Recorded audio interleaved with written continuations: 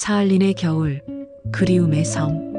제1부 끌려간 사람들 1943에서 1945. 안녕하세요. 저는 이 이야기를 전하는 김두식의 증손녀입니다.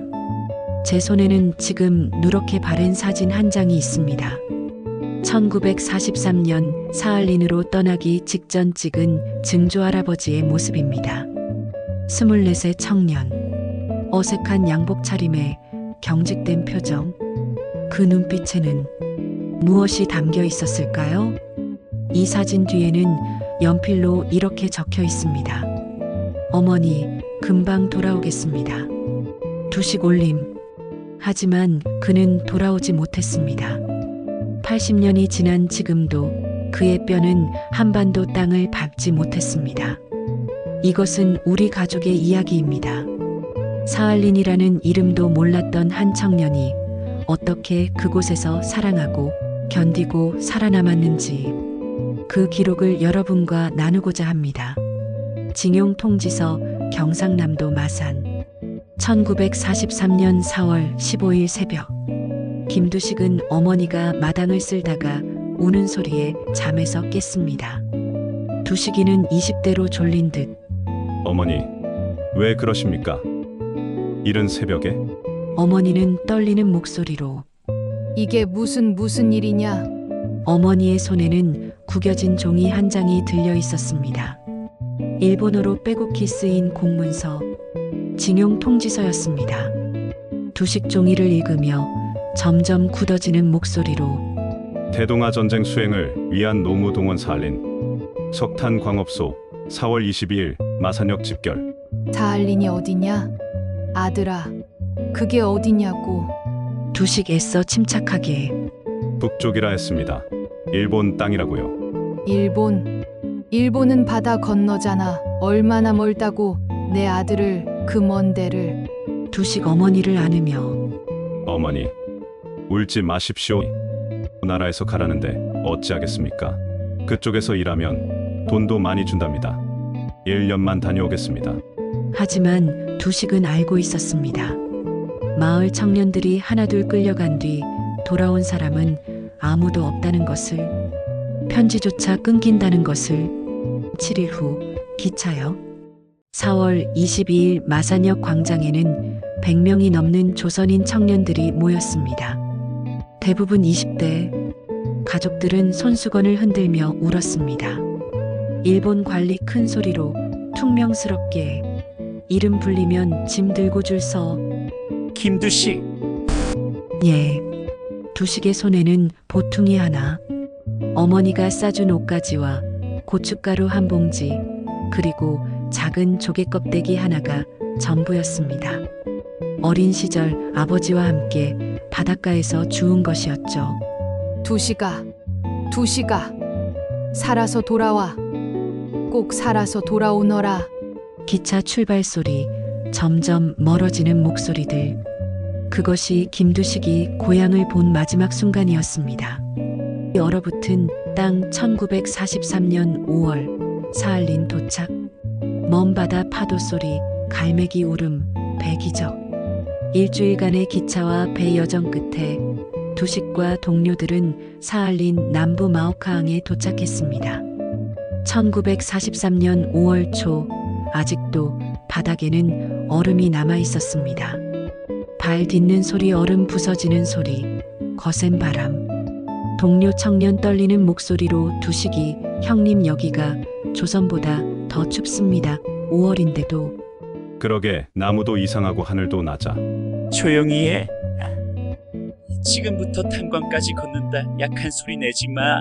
그들은 항구에서 20km 떨어진 탄광촌까지 걸어야 했습니다.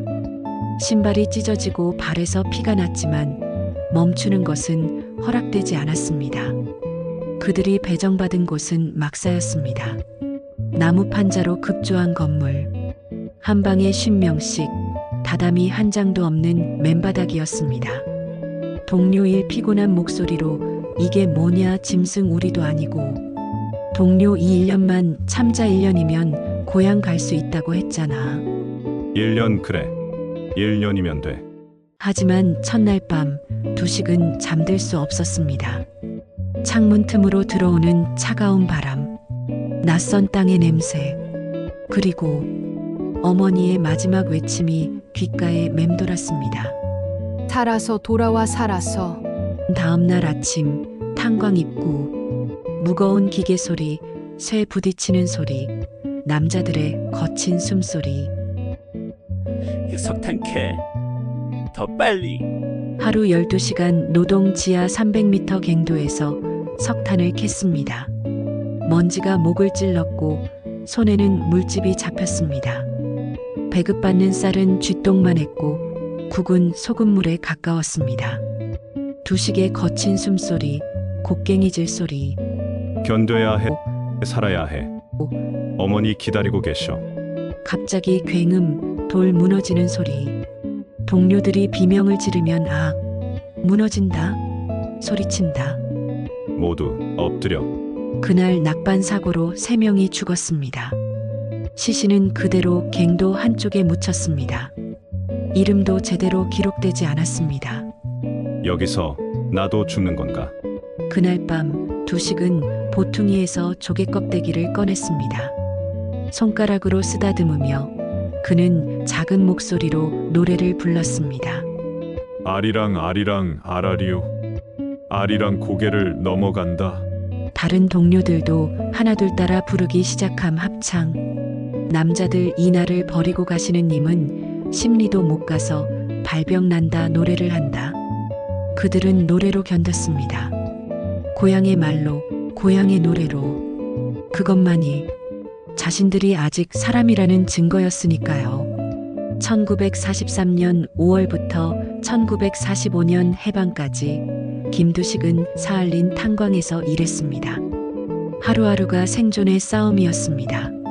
하지만 해방이 왔을 때에도 그는 돌아갈 수 없었습니다. 왜일까요? 그 이유는 제2부 해방, 그러나 갇힌 사람들 1945년에서 1950년까지 1945년 8월 15일 일본 천황의 항복방송이 전 세계에 울려 퍼졌습니다. 한반도에서는 만세 소리가 터져 나왔습니다. 하지만 사할린에서는 다른 일이 벌어지고 있었습니다. 해방은 왔지만 김두식과 조선인 동포들에게 자유는 오지 않았습니다. 오히려 그들은 새로운 감옥에 갇히게 되었습니다. 이번에는 국경선이라는 이름의 감옥에. 해방의 날, 그러나 1945년 8월 15일 사할린 탄광촌. 라디오 잡음, 일본어 방송소리, 히로히토 천황의 목소리 희미하게 들린다. 일본 방송에서 희미하게. 견디기 어려운 것을 견디고 참기 어려운 것을 참으며. 그날 정오 탄광 사무실에 모인 조선인 노동자들은 라디오에서 흘러나오는 일본어를 제대로 이해하지 못했습니다. 하지만 일본인 감독관들의 창백한 얼굴을 보고 무언가 큰 일이 벌어졌음을 직감했습니다. 동료일이 흥분하며 두식이 형, 저놈들 얼굴 좀 보게. 뭔가 끝난 거 아니겠나? 안다. 쉿, 아직 몰라. 함부로 말하지 마. 조선인 통역이 숨가쁘게 떨리는 목소리로 여러분, 일본이 항복했습니다. 전쟁이 끝났어요. 동료들 폭발하듯 환호하며 만세, 만세, 조선 독립 만세. 2년 반 동안 억눌렀던 감정이 터져나왔습니다. 서로 부둥켜 안고 울었습니다. 누군가는 바닥에 엎드려 절을 했습니다. 고향 땅을 향해. 두식이는 울먹이며 어머니, 어머니, 이제 집에 갈 수 있습니다. 하지만 기쁨은 오래가지 않았습니다. 8월 23일 소련군이 사할린을 점령했습니다. 일본군은 무장 해제되었고 일본인들은 송환 준비에 들어갔습니다. 조선인들도 당연히 본국으로 돌아갈 거라 생각했습니다. 소련 군정 장교는 차갑고 딱딱한 목소리로 통역을 통해 조선인 노동자들은 당분간 이곳에 남아야 한다. 탄광 운영에 필요한 인력이다. 무슨 말씀이십니까? 우리는 일본에 강제로 끌려온 사람들입니다. 이제 해방되었으니 고향에 돌아가야 합니다. 소련 장교는 너희는 일본 국적이다. 아직 조선은 독립국가가 아니다. 한다. 소련 정부의 결정을 기다려라. 조선인 대표는 절규하듯 우린 일본인이 아닙니다. 조선 사람입니다. 소련 장교는 더 냉정하게 서류상으로는 일본 신민이다. 논의 끝. 해산하라.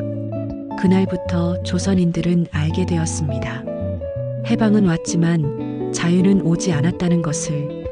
그들은 이제 일본의 노예가 아니라 소련에 필요한 인력이 되었을 뿐이었습니다. 밤 막사한 바람 소리, 누군가 흐느끼는 소리가 난다. 동료인은 절망적으로 이게 무슨 우리가 해방을 기다린 게 이거였나 또다시 갇히다니. 반드시 방법이 있을 겁니다. 조금만 더 기다려 봅시다. 하지만 김두식의 목소리도 떨리고 있었습니다. 그의 손에는 여전히 그 조개 껍데기가 있었습니다. 이제는 그것만이 고향과 연결된 유일한 증거였습니다. 2년 후 1947년, 2년이 더 흘렀습니다. 일본인들은 대부분 송환되어 일본으로 돌아갔습니다. 하지만 조선인들은 여전히 사할린에 남아 있었습니다. 그들 중 많은 이들이 희망을 잃기 시작했습니다. 그리고 어쩔 수 없이 이곳에서 새로운 삶을 꾸리기 시작했습니다. 여기 무 좀 보세요. 싱싱한 거 오늘 아침에 뽑아온 겁니다. 손님 러시아 여성이냐? 얼마예요? 정화는 어눌한 러시아어로 이루브리요. 이정화, 25살의 조선인 여성이었습니다. 그녀도 1945년 남편을 따라 사할린에 왔다가 해방 후 발이 묶인 경우였습니다. 시장에서 장사를 하며 근근히 살아가고 있었죠. 두식은 물건을 나르며 여기 감자 한 자루 더요. 김두식은 이제 탄광을 그만두고 항구에서 하역 노동을 했습니다. 품삯은 적었지만 적어도 지하에서 죽을 일은 없었습니다. 어느 날 저녁 시장을 지나다가 두식 혼잣말로 저 사람 조선 사람인가? 저기 실례지만 고향이 어디십니까? 네아, 저는 전라도 광주입니다. 선생님은요? 경상도 마산입니다. 여기 언제 오셨습니까? 45년에요. 남편 따라. 그런데 남편은 작년 겨울에 폐렴으로 돌아가셨어요. 그러셨군요. 혼자 계시기 힘드시겠습니다. 뭐 혼자인 사람이 여기 한둘입니까? 다들 고향도 못 가고 떠돌이 신세죠. 그날 이후 두식과 정화는 자주 만났습니다. 시장에서, 조선인 공동체 모임에서, 그리고 이듬해 봄 둘은 결혼했습니다. 하객들 축하하며 신랑 신부 만세, 백년해로 하십시오. 결혼식은 조촐했습니다. 조선인 동포 20명 정도가 모였고 막걸리 대신 보드카로 축배를 들었습니다. 신부의 한복도 신랑의 두루마기도 없었습니다. 하지만 그들의 눈빛만은 진짜였습니다. 두식 정화의 손을 잡으며 정화 씨, 아니, 여보, 고향엔 못 가더라도 우리 여기서 잘 살아봅시다. 언젠가 기회가 오겠지요. 정화는 눈물을 글썽이며 네, 당신 우리 꼭 살아남아요. 그리고 언젠가 조선 땅을 밟아요. 1947년 5월 3일 김두식과 이정화는 사할린 땅에서 부부가 되었습니다. 둘 다 알고 있었습니다. 이것은 사랑이기도 했지만 생존이기도 했다는 것을. 홀로는 견딜 수 없는 땅에서 그들은 서로에게 기댔습니다. 1년 후 1948년 여름, 아기 우는 소리. 정화는 힘들게 숨쉬며 으가. 조선인 산파는 다독이며 조금만 더 힘내요. 아기 울음소리가 크게 터져나옴. 산파는 기쁘게 아들입니다. 건강한 아들이에요. 아들, 내 아들. 1948년 7월 17일 김영우가 태어났습니다. 사할린에서 태어난 첫 이세. 두식은 아이를 안고 창밖을 바라봤습니다. 하얀 자작나무가 바람에 흔들리고 있었습니다. 두식 아기에게 속삭이듯 영호야, 너는 여기서 태어났지만 조선 사람이야. 잊지 마라. 우리는 조선 사람이다. 하지만 아이의 출생신고서에는 이렇게 적혔습니다. 출생지 소비에트 사할린주, 국적 무국적. 그 단어가 영호의 그리고 수천 명 사할린 2세들의 운명을 결정했습니다. 1950년 겨울 눈보라 소리, 추운 바람 소리가 난다. 정화는 아이를 재우며 자장가를 자장 우리 아기. 이잘도 잔다 우리 아기. 꿈속에서 고향 가자. 엄마 아빠 고향 가자. 1950년 한반도에서는 전쟁이 터졌습니다. 사할린의 조선인들은 라디오를 통해 소식을 들었습니다. 서울이 불타고 부산이 폭격당하고 사람들이 죽어간다는. 두식은 라디오를 들으며 떨리는 목소리로 고향이 전쟁 중이라니. 당신. 그럼 우리 영호는 언제 고향을 볼 수 있는 겁니까? 모르겠소. 정말 모르겠소. 그날 밤 김두식은 창밖을 바라보며 깨달았습니다. 돌아갈 고향이 점점 멀어지고 있다는 것을, 아니, 어쩌면 이미 사라졌는지도 모른다는 것을, 그리고 자신의 아들은 조선도 소련도 아닌 무국적자로 살아갈 것이라는 것을. 아기 영호의 잠꼬대 소리. 영호는 잠꼬대로 엄마. 하지만 포기할 수는 없었습니다. 이 아이를 위해서라도. 김두식은 보퉁이에서 조개 껍데기를 꺼냈습니다. 그리고 아이의 작은 손에 쥐어주었습니다. 영호야, 이건 할아버지가 조선 바다에서 주운 거야. 언젠가 너도 그 바다를 볼 거다. 해방은 왔지만 자유는 오지 않았습니다. 국경선이 그어지고 냉전이 시작되었습니다. 김두식과 4만 명의 조선인들은 사할린이라는 섬에 갇혀버렸습니다. 아무도 찾지 않는, 아무도 기억하지 않는 사람들. 그들은 어떻게 살아남았을까요? 그리고 그들의 아이들은 어떤 정체성을 가지고 자랐을까요? 제3부 유령의 아이들 2세대의 고뇌. 1950년에서 1970년. 나는 누구인가? 이것은 사할린 2세대들이 평생 안고 살아야 했던 질문입니다. 김영호. 1948년 사할린에서 태어났습니다. 서류상으로는 무국적. 소련 학교에서 러시아어로 교육받았습니다. 하지만 집에서는 부모님이 조선말을 가르쳤습니다. 그는 소련인도 조선인도 될 수 없었습니다. 두 세계 사이에서 유령처럼 떠도는 아이들. 이것은 그들의 이야기입니다. 두 개의 이름. 1956년 영호 8세. 러시아 교사는 엄격하게 러시아어로 김용호, 이리 와. 영호는 8살로 긴장하며 네, 선생님. 교사는 내 이름이 뭐지?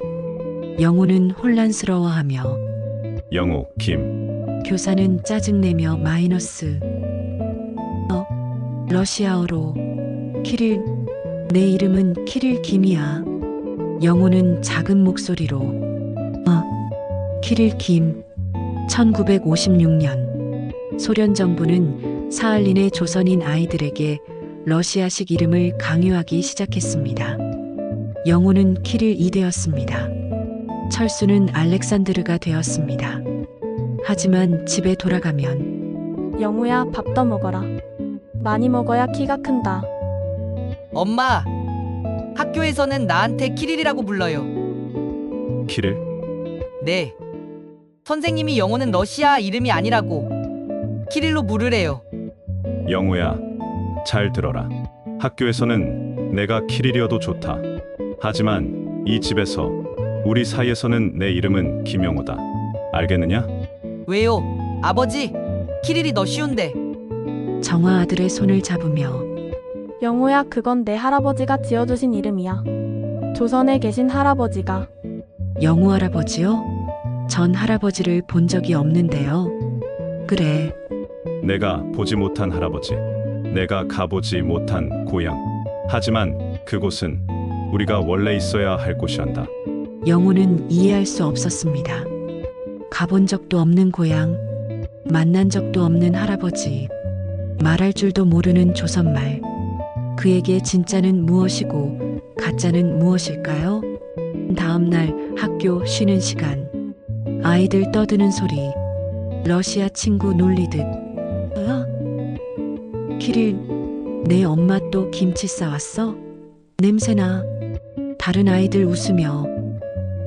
고려인. 영우 아무 말 못함.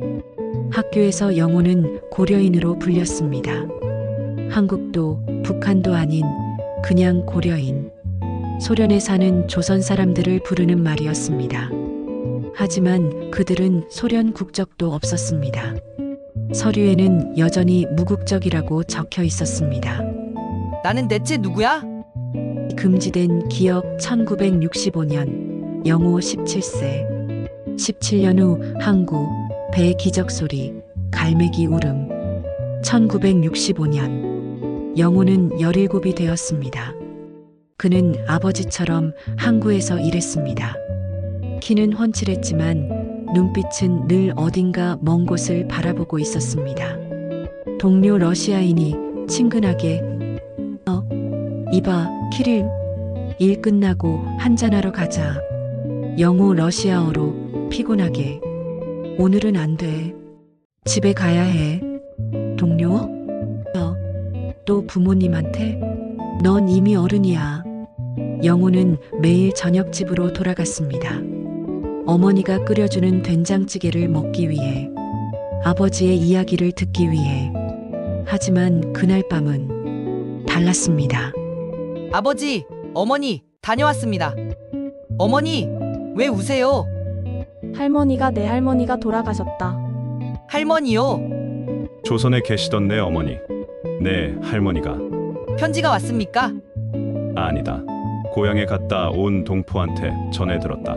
작년 겨울에 돌아가셨단다. 아들이 돌아오기를 기다리시다가. 김두식은 22년 만에 어머니의 죽음을 알았습니다. 장례식에도 가지 못했습니다. 무덤도 볼 수 없었습니다.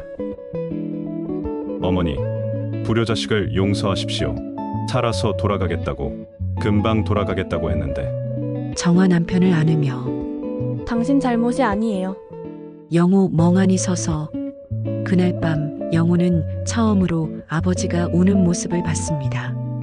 바위처럼 단단하던 아버지가 무너지는 모습을 그제야 깨달았습니다.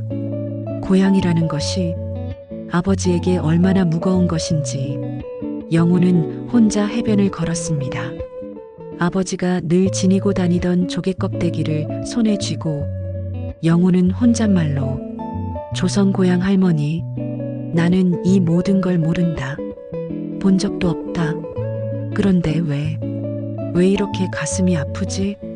그 순간 영우는 결심했습니다. 조선말을 배우기로, 자신이 누구인지 알기 위해. 조선인 공동체 회관. 실례합니다. 조선말을 배우고 싶은데요.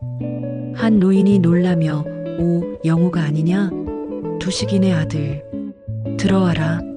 그곳에는 조선말을 가르치는 비밀 모임이 있었습니다. 소련 당국이 금지했지만 몰래 모여서 한글을 가르쳤습니다. 나이가 든 여성 교사가 영우. 이게 내 이름이다. 김영우. 영우 천천히 읽으며 호.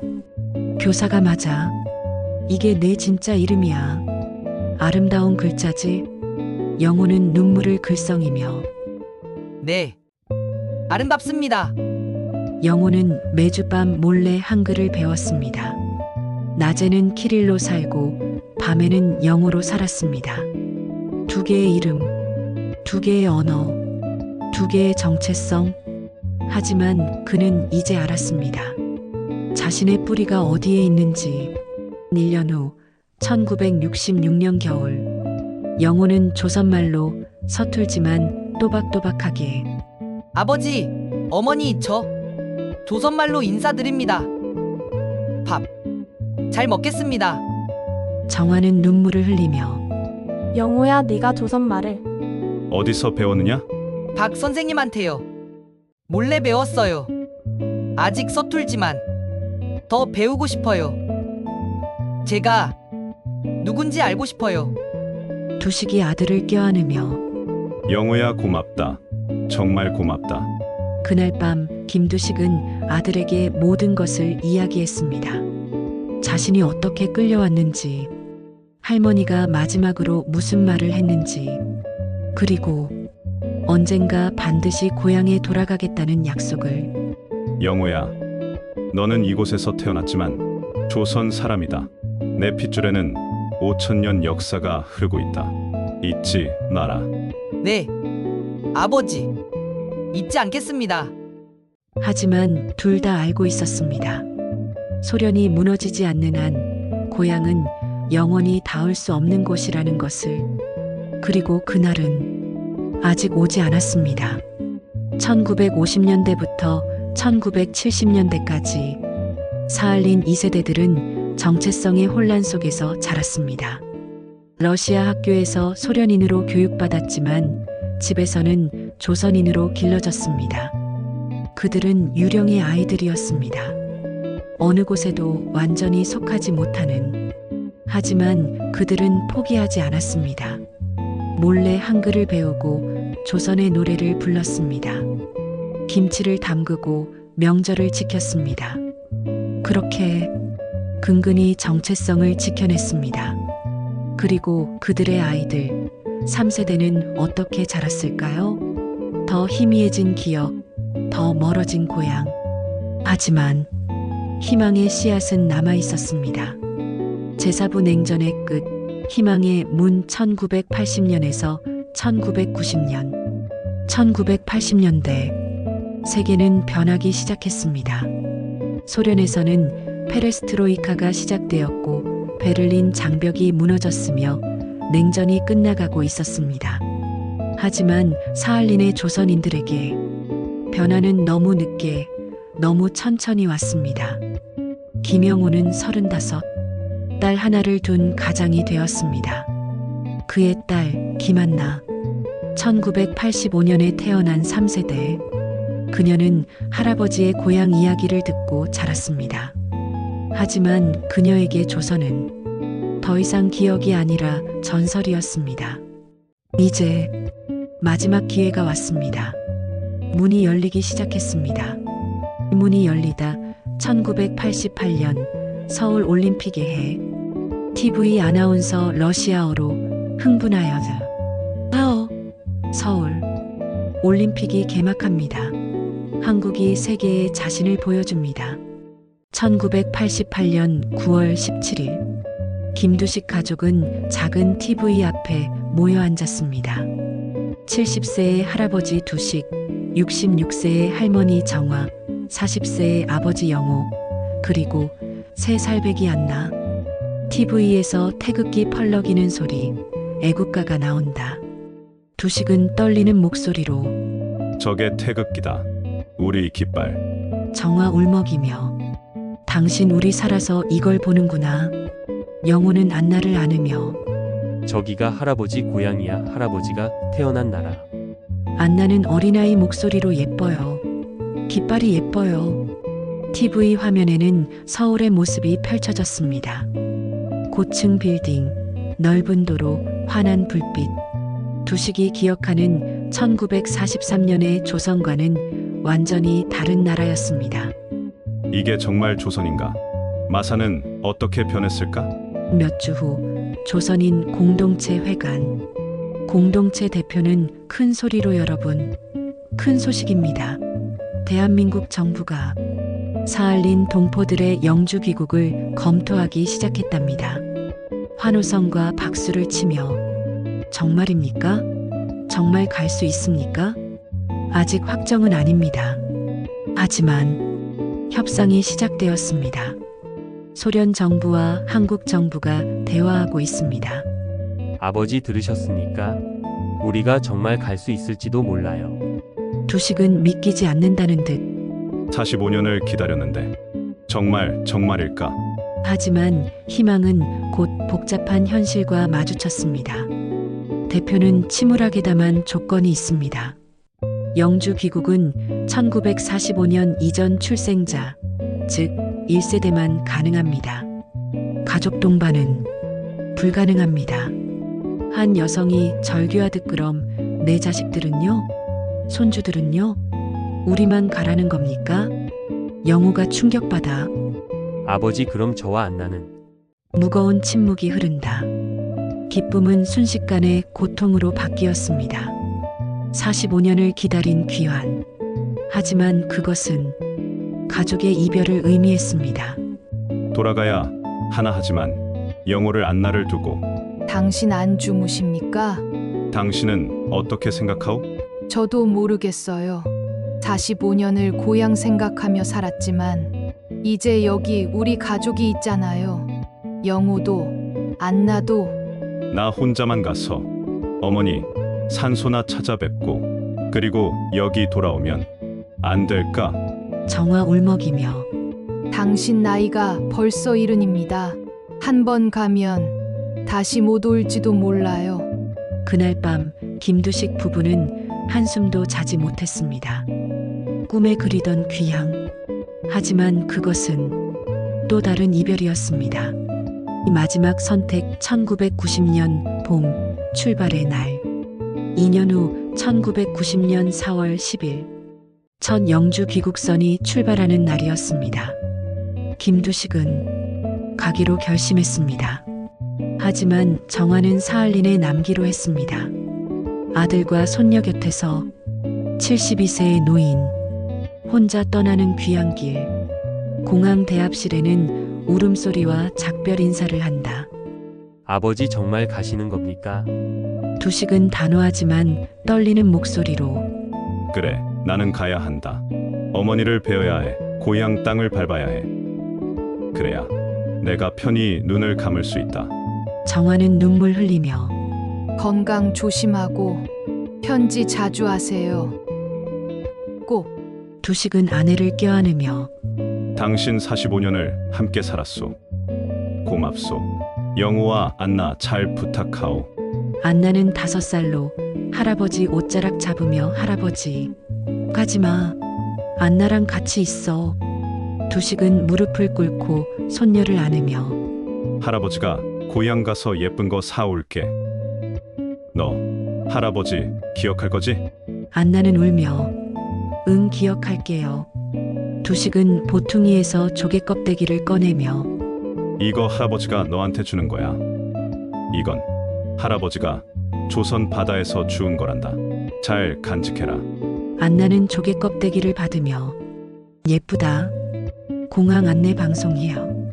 서울행 탑승을 시작합니다. 마지막 순간이 왔습니다. 두식은 가족들을 바라보며 영호야, 너는 훌륭한 아들이었다. 안나를 잘 키워라.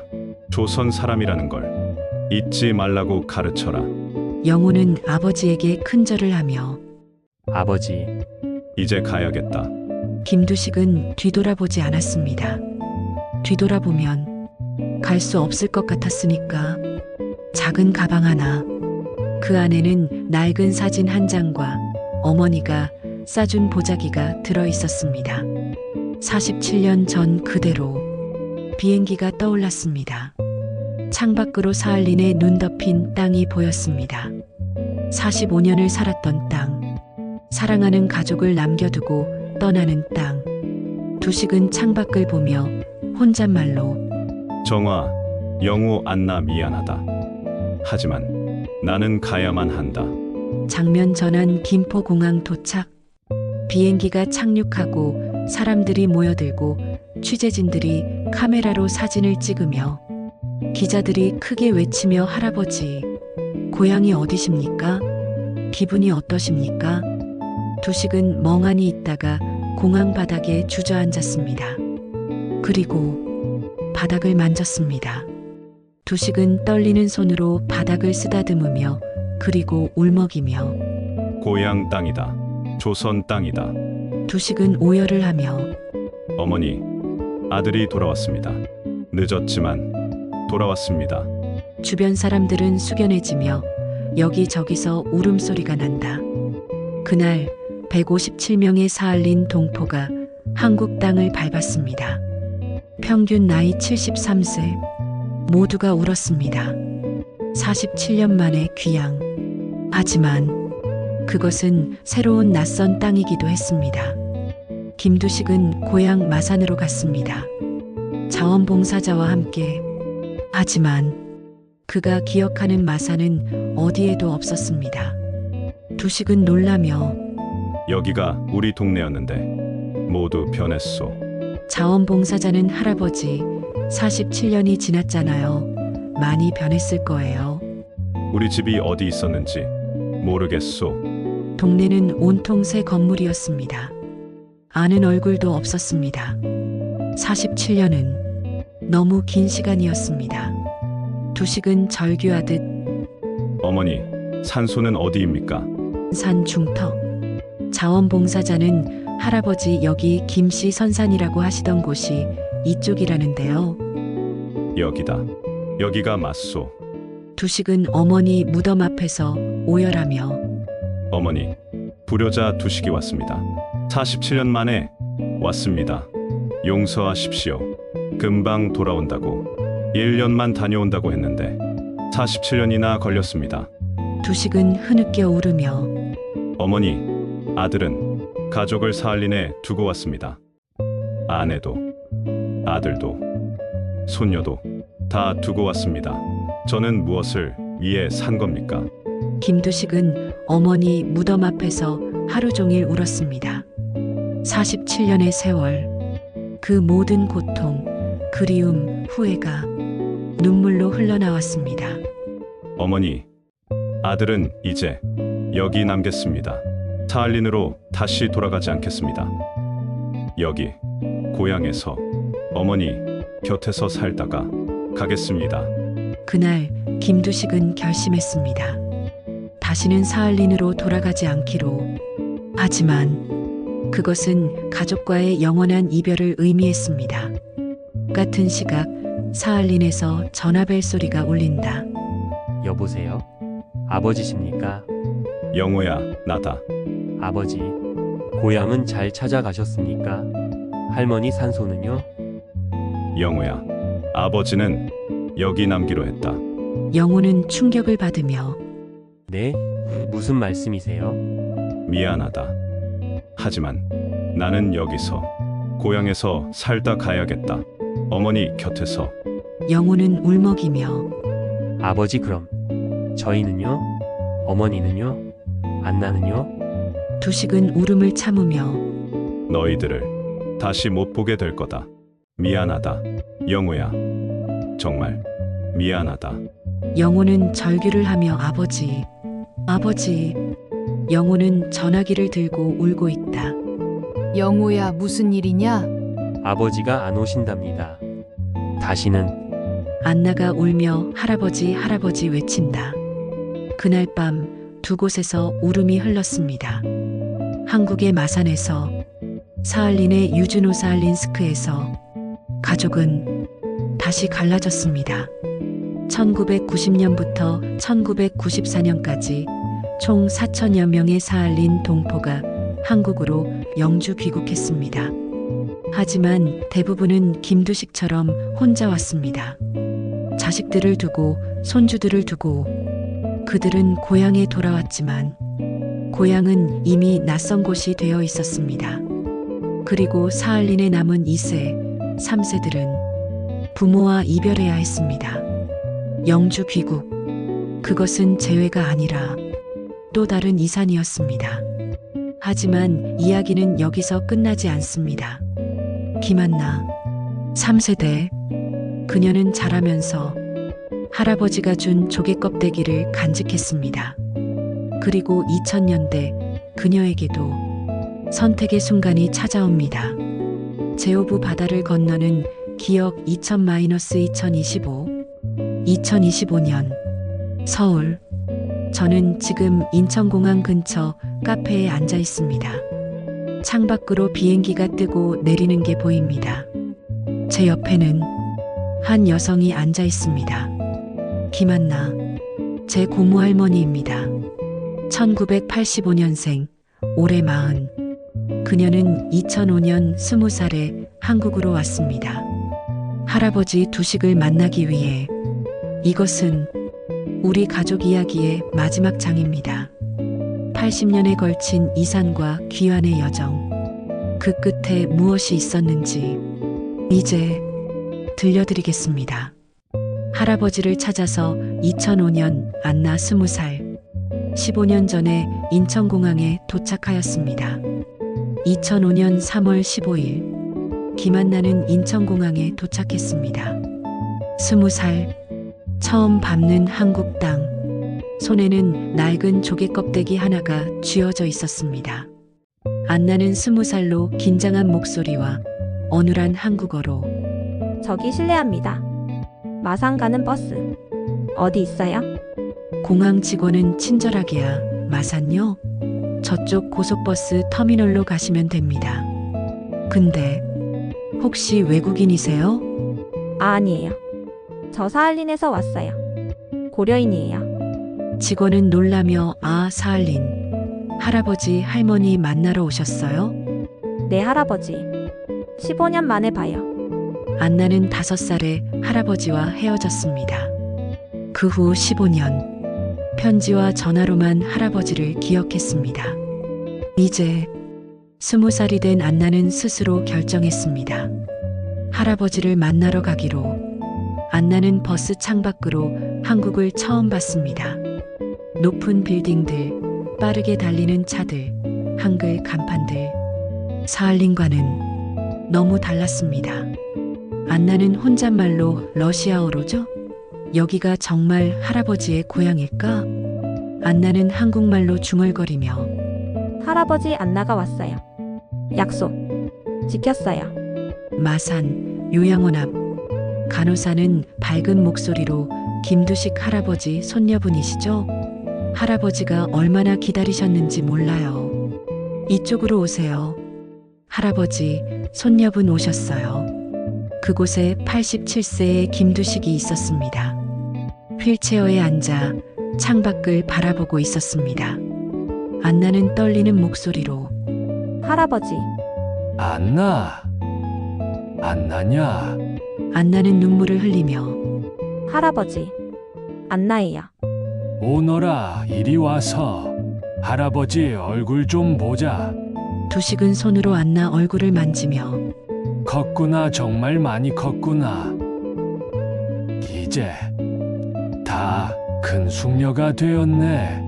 안나는 울먹이며 할아버지죠. 조개 껍데기. 잘 간직했어요. 여기 있어요. 두식은 조개 껍데기를 만지며 울먹이는 목소리로 그래, 잘했다. 잘 간직했구나. 두 사람은 껴안고 서로 울고 있다. 15년 만에 재회였습니다. 할아버지와 손녀, 2개의 세대, 2개의 나라 사이를 건너온 만남. 안나야, 너는 여기 남을 거냐? 아니면 다시 사할린으로 갈 거냐?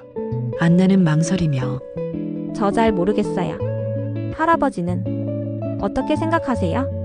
두식은 창밖을 바라보며 나는 고향에 왔지만 외로웠다. 가족이 없으니까.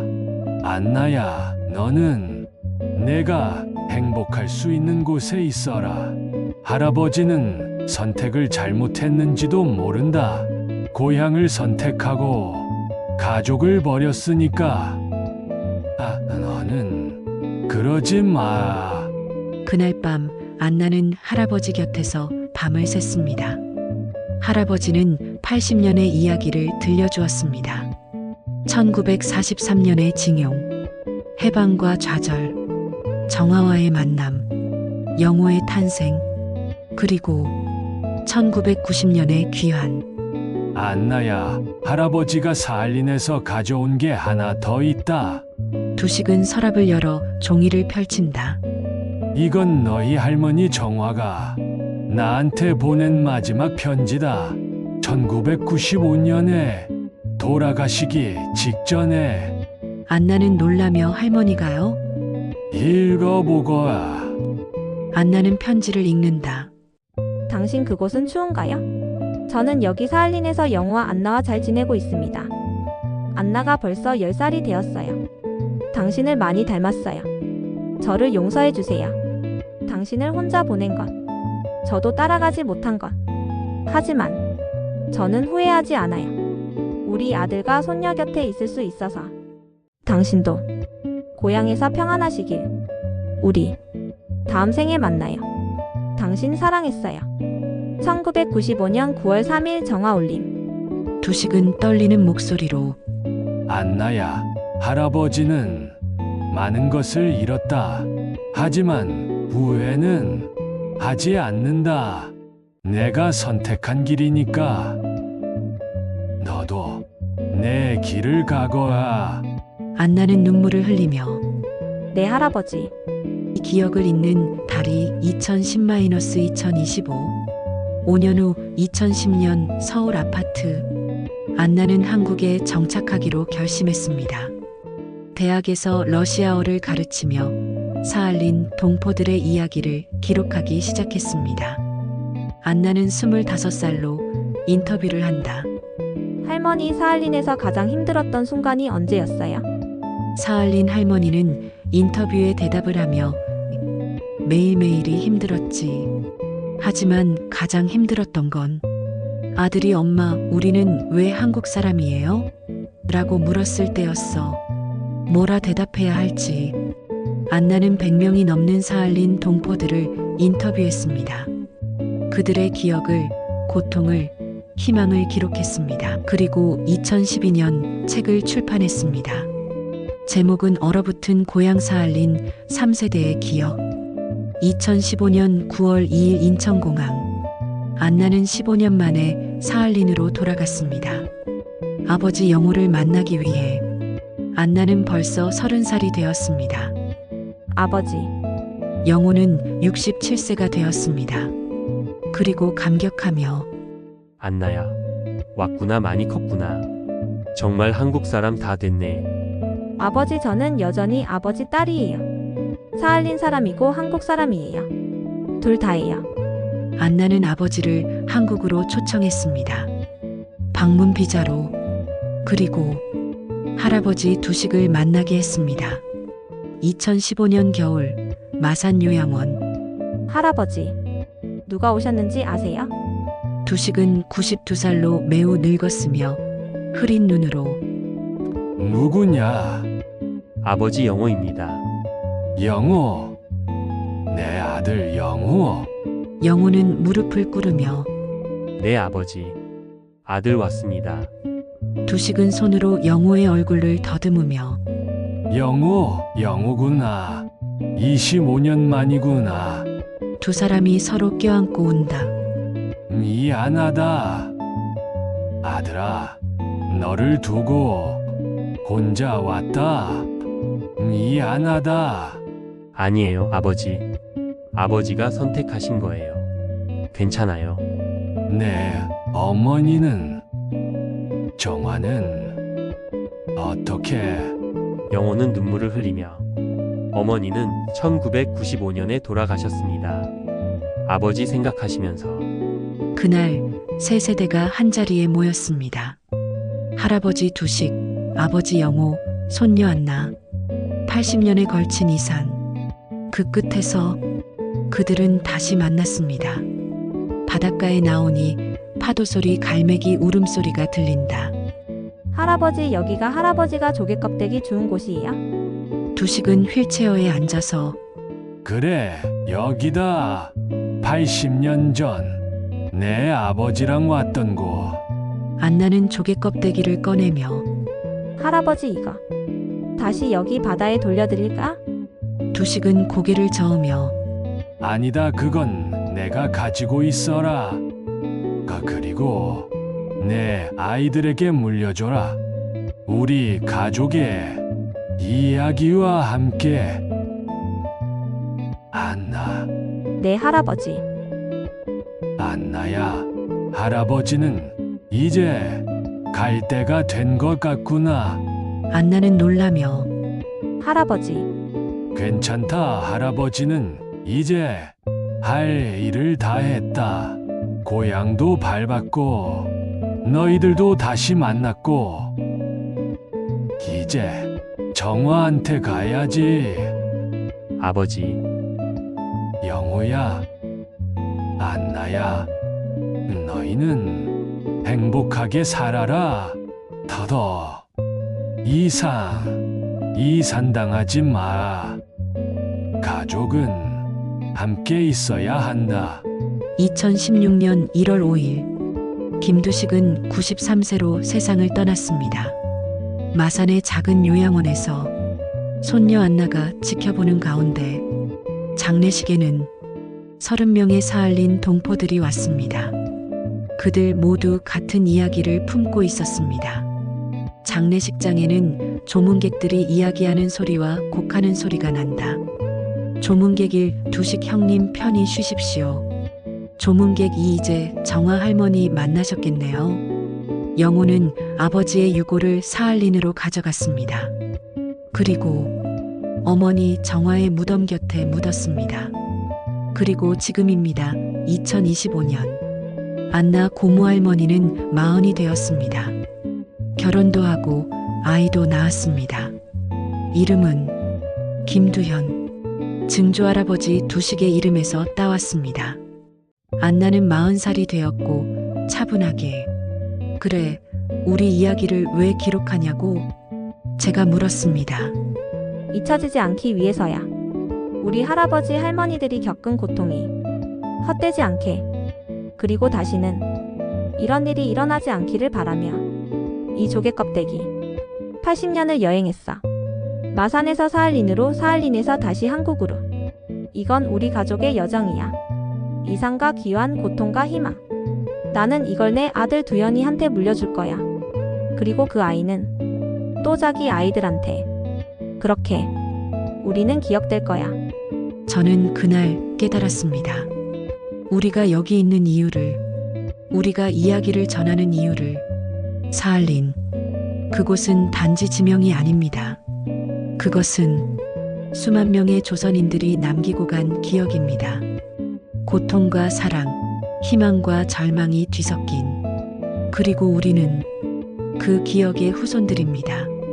오늘 저는 안나 고모 할머니와 함께 바닷가에 왔습니다. 증조할아버지 두식이 조개 껍데기를 주었던 그곳. 안나는 아들에게 두현아, 이리 와봐.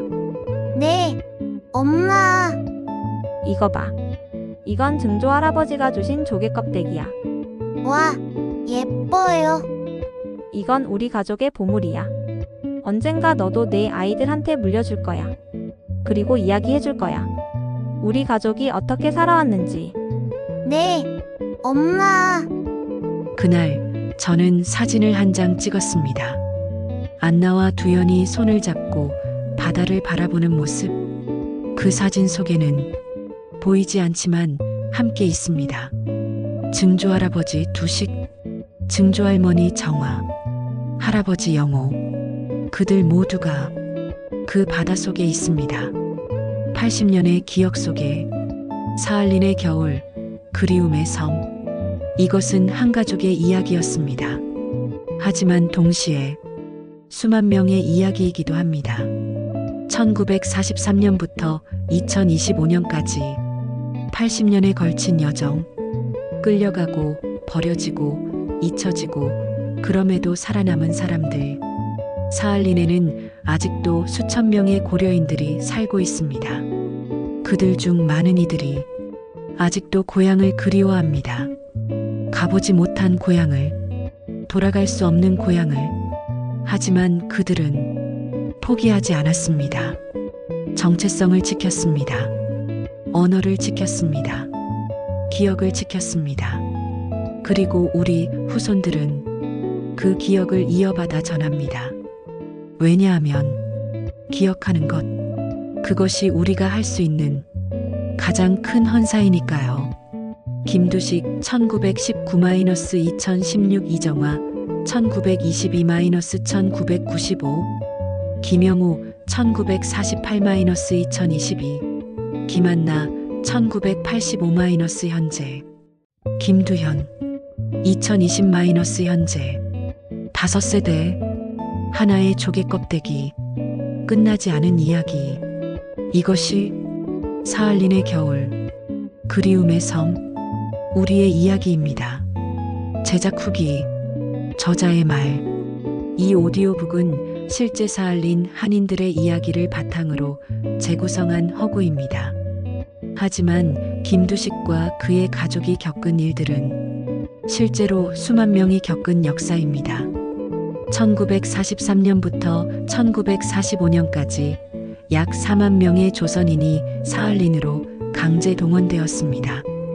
해방 후에도 그들은 돌아올 수 없었습니다. 1990년부터 영주 귀국이 시작되었지만 대부분 1세대만 귀국했습니다. 현재도 약 4만 명의 고려인이 사할린에 살고 있습니다. 이들의 이야기가 잊혀지지 않기를 바랍니다.